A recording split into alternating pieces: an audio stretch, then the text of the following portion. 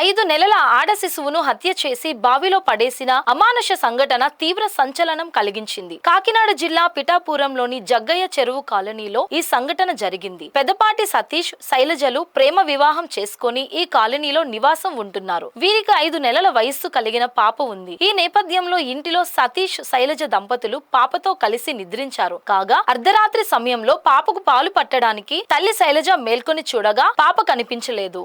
దీంతో తల్లిదండ్రులు, బంధువులు కలిసి పాప కోసం వెతుకుతుండగా ఇంటి ముందు పసుపు, కుంకుమ, నిమ్మకాయలు కనిపించాయి. ఇంటి ఆవరణలో ఉన్న బావిలో పసికందు మృతదేహాన్ని వారు గమనించారు. ఇంటి ముందు క్షుద్ర పూజలు చేసినట్లుగా చూపించి ఒక పథకం ప్రకారమే పసికందును హత్య చేసి ఉంటారని పోలీసులు అనుమానం వ్యక్తం చేస్తున్నారు. సంఘటన స్థలాన్ని కాకినాడ జిల్లా ASP Manish Devaraj Patil, Pithapuram CI G Srinivas clues team పరిశీలించింది. పసికందు మృతదేహాన్ని పోస్టుమార్టం నిమిత్తం పిఠాపురం ప్రభుత్వ ఆసుపత్రికి తరలించారు.